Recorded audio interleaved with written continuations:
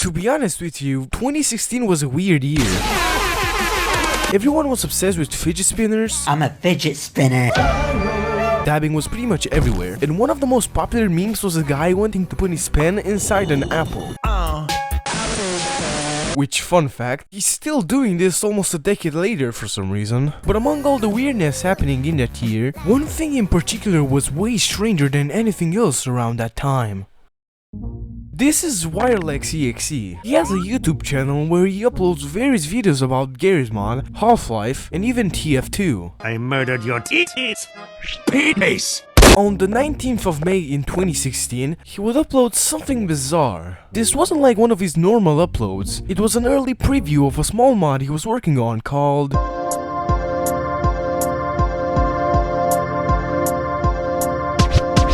Posted in the crustiest 480p possible, the sneak peek simply displayed the mod's opening sequence, beginning in a small map filled with a ton of opposing Dr. Kleiners for some reason, and ending with the player beating a small obstacle course before the video ends. WireLex followed this up with a few more uploads related to the mod, showcasing some weapons and various levels. But after 3 months of development, Gordon Freakman would officially release on the 28th of August in 2016. The mod opens up with this cutscene of a man walking into a train, very slowly. We are put in the shoes of Gordon Freakman, a random civilian wearing a modified HEV suit with ass sprayed everywhere for some reason. Throughout the mod, they travel between different places in order to stop every Dr. Kleiner who took over CD69. Or at least that's what the description says. The train then stops at another station, where a strange man wearing a pink suit phases through the door. We don't really know who he is, and we don't get to, as our train then moves into this weird area and falls on the ground, where the actual game begins. Welcome to the mod, folks. Go get some popcorn, Doritos, nachos, beer, weed before playing this. Have fun.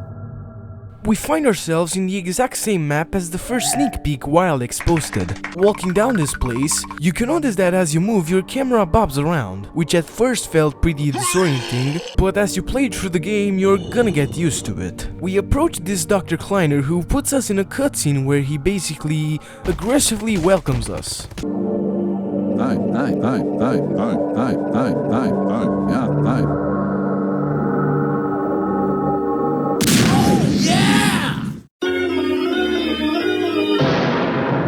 They found out that I like crowbar, scientist, black mason and stuff. We are teleported in this weird button room and are asked a simple question. So tell me, do you like this mod so far? Whether you answer yes or no is pretty pointless, as we are then teleported at this obstacle course. And once you spend 20 minutes trying to beat it, you arrive at this doorway with 5 Alexes for some reason. Once it opens up,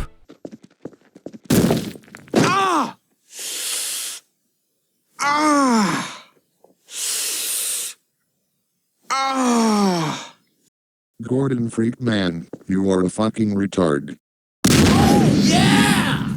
Yeah, this is pretty much how the whole mod will go. We move forward and grab this very wonky crowbar and get thrown into this strange grassy field. Seriously? My house? Little noob, I'm coming after you, you jerk. Swing, swing, swing, swing. We touch this toilet and get teleported back where we started, but this time we can actually just walk over this hole. We then arrive in this small room where we have to find this key over here, and then get inside the beta Half-Life 2 Citadel. What the shit? Why am I back alive and back in the beta version of the Citadel? Gordon Freakman, how dare you put us in the beta version of the Citadel? That's it. You are grounded. The following Thursday. Dr. Bren, how dare you ground a random person? Oh, shit! Don't worry, he just had a heart attack anyways. Gordon Freakman, we need to get out of here. The combi now know that Dr. Bren is dead. Quick, follow me. So this blue hunter saved us from getting grounded by Dr. Green, but now every combine knows that he's dead. So we take this elevator and meet up with Alex, who tells us to follow her at this place, and then she just kind of dies. We find ourselves in this strange map, and we have to push every tree down over here while All Stars plays in the background. Sling. Sling. After which we have to complete this small obstacle course, and once we do so...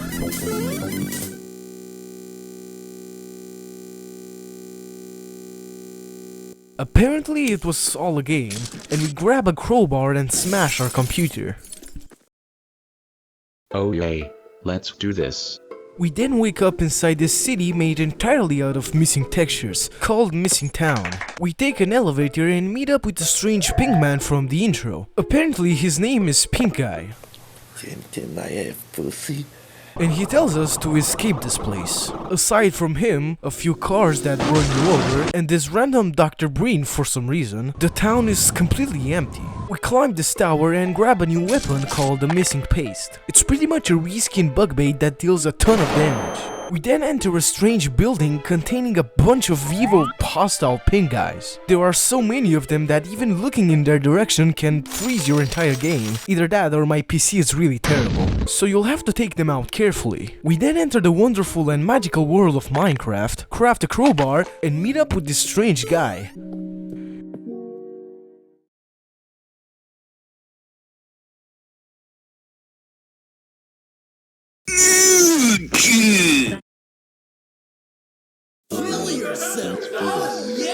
We then get transported in the Windows 98 screensaver maze where we have to find this door leading to... Dr. Cheese. Yeah. Like that. Oops, sorry. After which we get put inside this strange G-Man map with the banger remix playing in the background. We then walk for a while and get put inside the Beta Half-Life 2 Arctic map for some reason.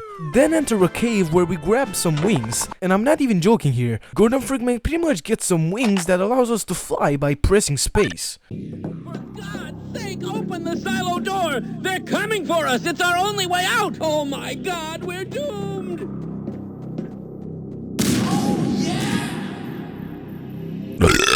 We then make our way towards City 69 with the jeep, but accidentally run over an antlion, and get arrested for that.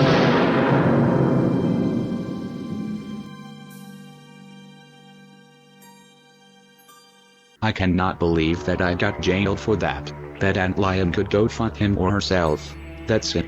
I'm escaping. Ha ha ha ha ha ha ha. We are now in jail, but thankfully this guy offers some help and leads us to an exit, and we head outside where we have to defeat a bunch of Dr. Kleiner clones. We enter a building, head into a teleporter, and eventually fight Dr. Kleiner himself. We have to fly around this place and avoid the acid on the ground and these lasers trying to hit us, while also looking for a crowbar hidden around one of these platforms to kill Dr. Kleiner with behind this glass. The first time I played this mod I could not for the life of me find that fuck-ass crowbar. But it's actually hidden right here. Don't you see it? It's right here. Yeah, I'm not sure how anyone is supposed to see that thing normally. We grab the crowbar and start smacking the glass Kleiner is behind. And after breaking each layer...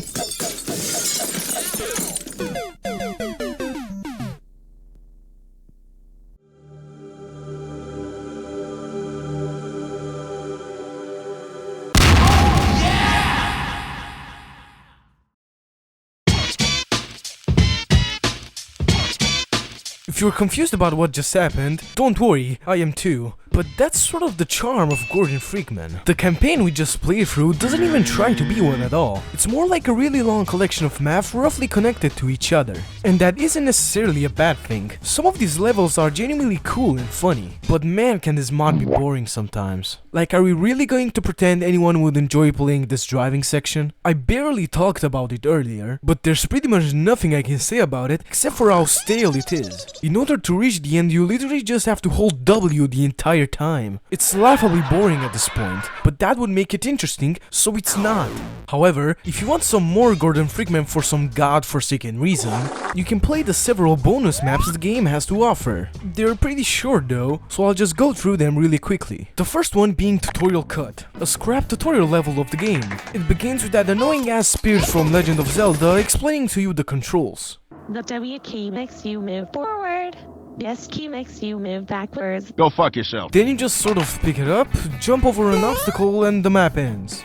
Not much to it. Kleiner the Terrorist is a map where you're put in a glitch version of the dust with a magic wand on your hand, and you have to defeat all of the Dr. Kleiner clones. I tried playing through it, but the game kept crashing at a certain point, so I don't know what's at the end.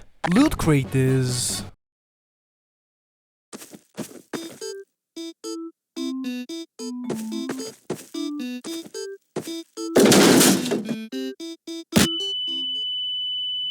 Original Dev Test is a developer map meant for testing. You can find every weapon in the game, some NPCs to look at, and this large map to run around. This map was actually seen in a bunch of Wilex's older videos on the mod, which reminds me sort of about Crazy Bus. It's a remake of a Sega Genesis game called Crazy Bus on the Source engine. So, let's take a look at Crazy Bus and see what's so crazy about it. You just basically move a bus back and forth. This was still seen in a video uploaded by the creator, and you can even see some behind the scenes footage. However, if you think you're not satisfied and want some more Gordon Freakman, just a year after the original release, Wirex would officially launch the game's sequel, titled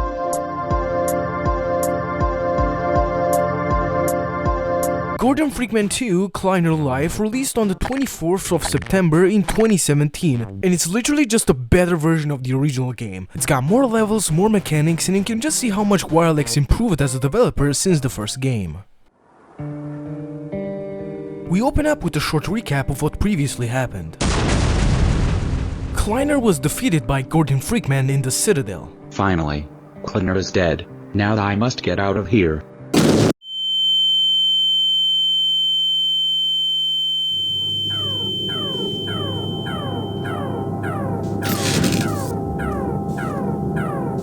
We find ourselves in a strange lab full of Dr. Kleiner clones. This time we're playing as Dr. Kleiner rather than Gordon Freakman. And right from the start, you can notice some differences in the movement between the two games. The bobbing feature has been removed. Your overall speed is much faster, and you can build a ton of momentum by simply jumping. This facility is completely breaking apart. Something must have happened here. We enter a strange chamber where a door opens up, revealing our suit. This is the Vaporware Environment Suit, or the VES. It's got an entirely unique UI and the Half-Life 1 flashlight for some reason. You also might have noticed the score counter on the bottom. It goes up whenever you kill someone, and once it reaches a certain amount, nothing happens. I think it was inspired by Hotline Miami, as Wirex is a pretty big fan, but I could be wrong. Moving along, by pressing G we can also kick with our leg, which is sort of like a crowbar that can instantly kill anyone, but if you hit a wall you'll hurt yourself. Idiot! We plug a plug into a plug, and then walk in this elevator, where we're then greeted by a bunch of beta citizens, very reminiscent of the first Gordon Freakman intro. We approach their leader and get put in a cutscene where he basically just stares at us.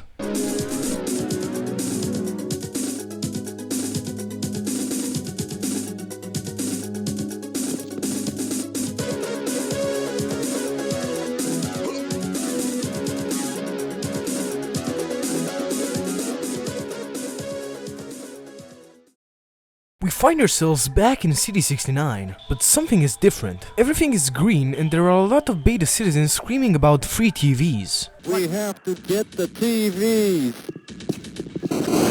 We grab one and bring it to this guy and meet up with a strange man inside the Citadel. He tells us to follow him and he brings us inside this building where we meet another Kleiner. Mr. Creed, look who I found wandering around in City 69. Hello, Dr. Kleiner. It's me, Mr. Clean. We are in a bad situation. Gordon Freakman went from saving City 69 to ruining City 69. Oh, by the way, my face has melted. After the explosion, Gordon Freakman woke up and is now taking over the entire planet. Okay, I am sorry for talking too much. Apparently Gordon Freakman is now evil and wants to take over the entire planet. So our plan is to go to the Family Guy High School for some reason, and we will go there using this teleporter. Hello, Dr. Kleiner. It's nice to see you. Now jump into the fucking portal or else I will kill you, okay?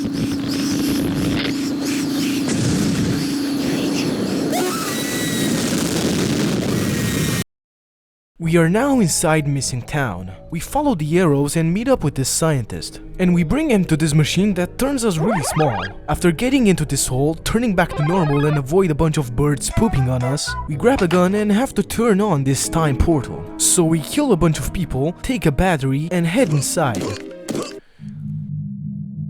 We then get put inside a dream sequence, one where we hear the voice of Father Grigori. Greetings, brother. And so we meet at last. After walking for a while, we eventually find him. That's the old passage to Ravenholm. We don't go there anymore.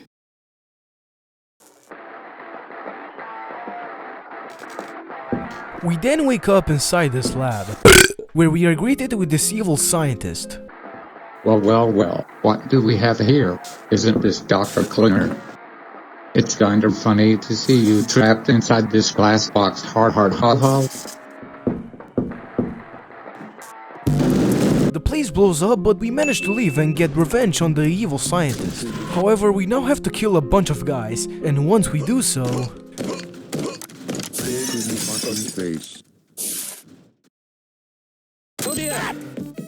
we have to run away as fast as we can, as a bunch of antlions will soon chase towards us. But once we arrive in this area...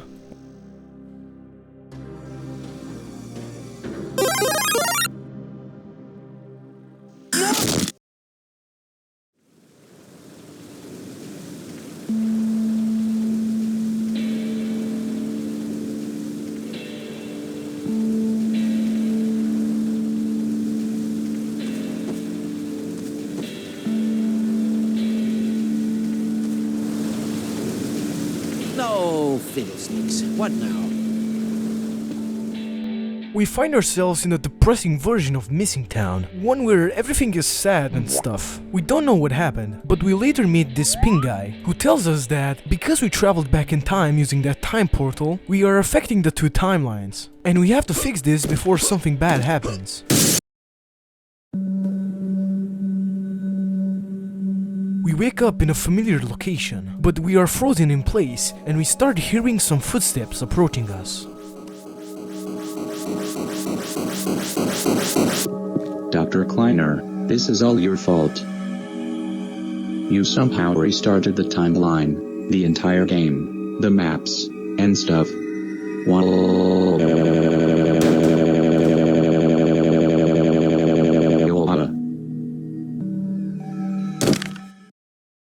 So tell me, do you like this mod so far?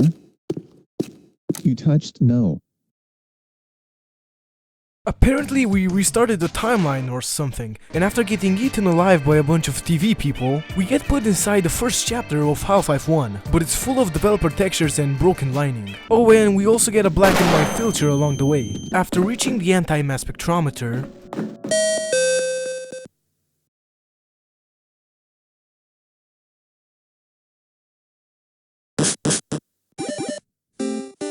some Pokemon related thing happens that I don't understand, and then get put inside an obstacle course that once we beat...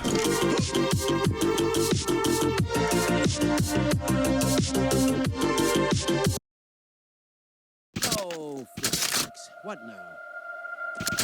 we get put inside this place filled with a bunch of toilets and toilet combines. And after killing a bunch of people for like 30 minutes, we arrive in a very spooky house, filled with a bunch of toilets for some reason. But we then get murdered.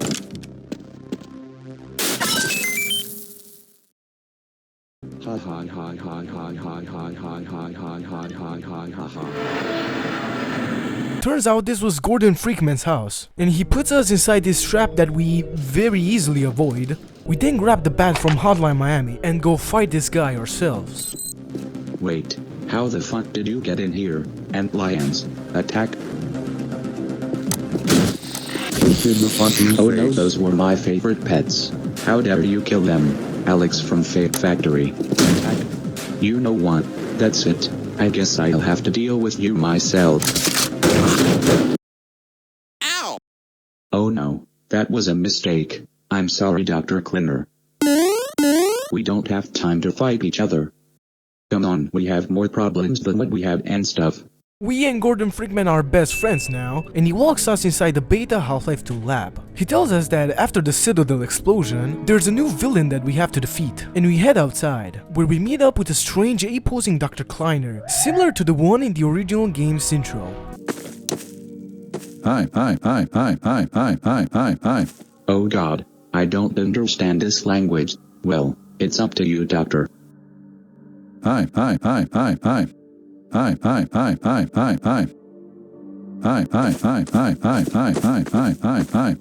Turns out his name is Mingebag, and he's completely different from Dr. Kleiner. After opening this basement, we get inside a strange room filled with a bunch of chairs, I guess.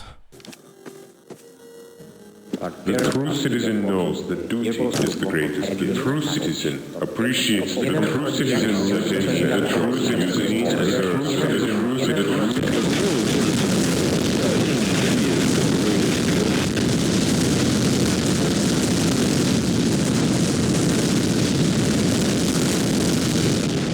Oh no, I am in jail. No.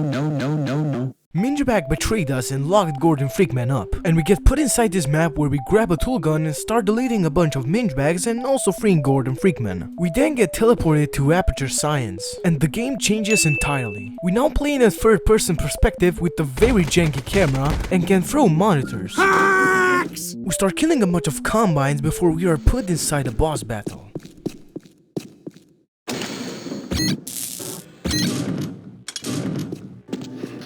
Hello, and again, welcome to the Science Computer Center.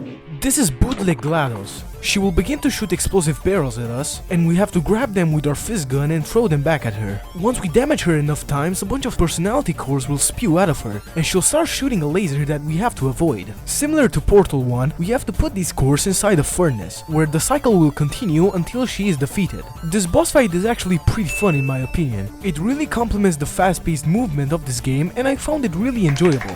After we kill her, we reunite with Gordon Freakman, this time inside the Half-Life 2 Citadel. We have to defeat one final boss, this strange scientist guy. So we start climbing the Citadel, grab a gravity gun and start shooting melons at the core. And once we do that enough times...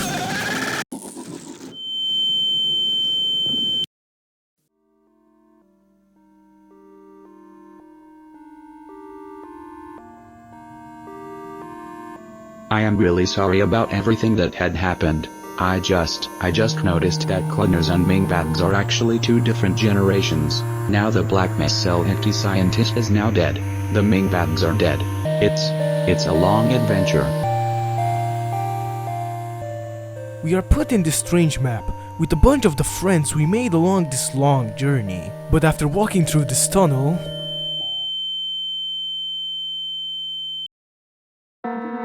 Dr. Kleiner, wake up. The subtitle is going to explode. Quick, run. We are faced with one final obstacle. The Citadel is going to explode, and we have to reach this helicopter with Gordon Freakman, while also avoiding the various shells being thrown at us. We only have 2 minutes before the Citadel explodes, and once we beat this level...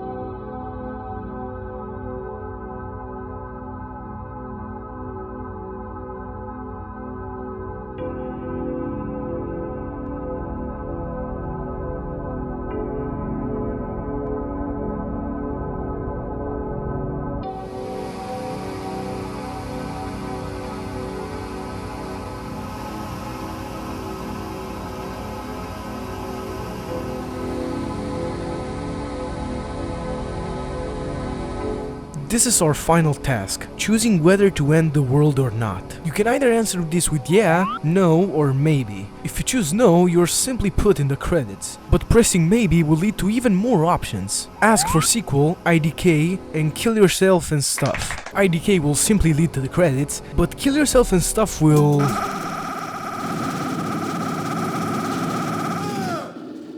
do that, and Ask for Sequel will...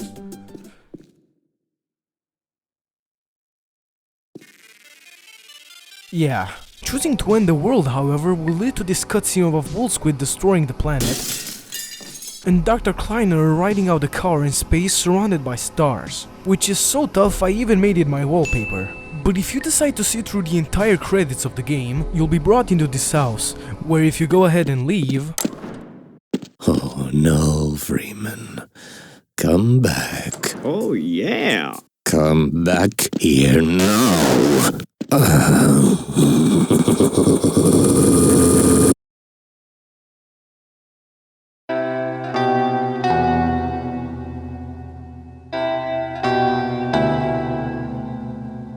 There's also some other stuff about this game that I didn't know how to mention. Like, there's a fully fledged tutorial before the beginning of the game, there might be a couple of things I could have skipped during the campaign, and the bonus map menu has been replaced with an entire hub full of cut levels. There are scrap maps, scrap bosses, and in general just way more stuff than in the original game. But this video is already long enough as it is, so I'll just let you have a look at them yourself. To be honest with you, talking about Gordon Freakman feels a lot like trying to describe a dream. After playing through each installment multiple times, I'm not sure I understand anything better than when I started. But that's sort of the charm of Gordon Freakman. It isn't really meant to make sense. It's weird, loud, messy, and confidently rolling in its own nonsense. While there might only be 2 games out, and even a few fan projects, Warlex has also trolled people with a potential third sequel of Gordon Freakman. But if you ask me, I believe this guy should just lay to rest now. It did its job and it did it well. And just like most of the strange relics it came from that era, maybe it's better left as one of those time capsules we look back on and go, oh yeah, that was a thing, wasn't it? I've been Billy, thanks for watching.